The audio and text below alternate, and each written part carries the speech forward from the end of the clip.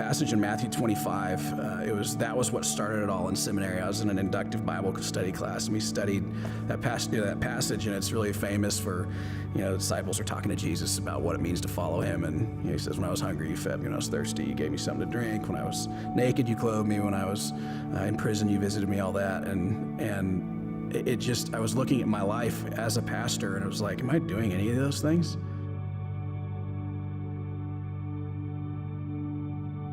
One day, this gentleman that worked for, he was the head of the Florida Baptist Children's Homes down in Florida. They do a lot of foster care, and they were looking into international child care, and he stopped me in the hall, and he just, he was like, I need to talk to you about something. He's like, I was in Honduras last week, and I was standing on a trash dump, and I thought of you.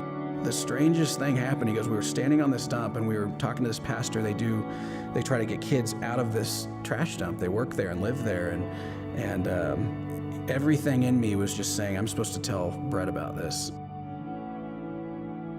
The first time we went up on this dump, and it's a trash dump community. I didn't know what that was, but you basically have children, families living in and around a landfill. At first it felt like a normal landfill like you'd see here, but then we come around this corner and there's just hundreds of people just all in this one area, and it's where the trucks are coming in and dumping. They just swarm the back where they dump out, and it just dumps on them, and it's so they can get to it as quick as possible.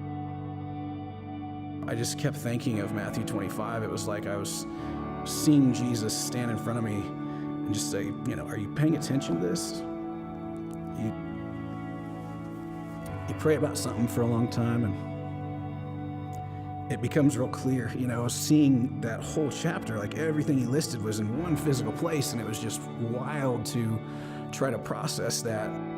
Next day, we just decided to go up to Pastor Johnny and say, hey, we're in. He was looking at me and seeing, a couple of different things. One, I'm, a big white boy from Kansas that doesn't speak Spanish, and for me to go into that culture and think I'm going to really make much of an impact in any kind of, fashion was maybe a little, maybe even a little prideful on my end. But his whole point was he was seeing me and saying, he just looks, and he's like, you're a pastor of some big church in Florida from what I've heard. I don't know much about you, but he's like, you're an American. He's like, you have resources and influence like we can't understand down here. He's like, if people like you don't help and tell our story, and he points at this about 12-year-old boy, he's like, that guy dies Thursday.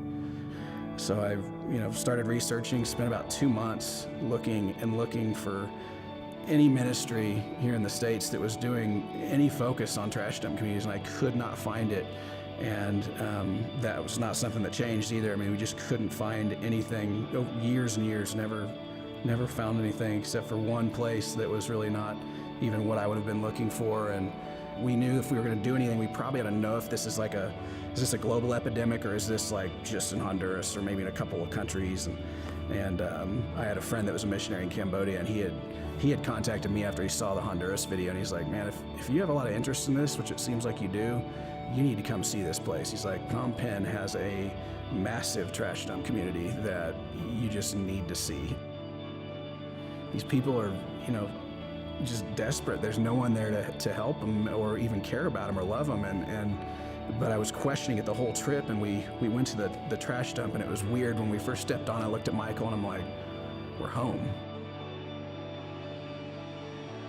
We really wanted to make a point to work through the people who were there, because every one of these communities we've ever been to, it's usually there is a pastor or teacher or just someone that is praying that God would send help. These are the bottom of the socioeconomic system in every country we're in. We have confirmed that, at least in the places we're in now. To us, that's who we want to back, and that is who we want to be there for. And so we've had to kind of learn all of these different elements of how to address what the needs are, and really starting with the really urgent stuff.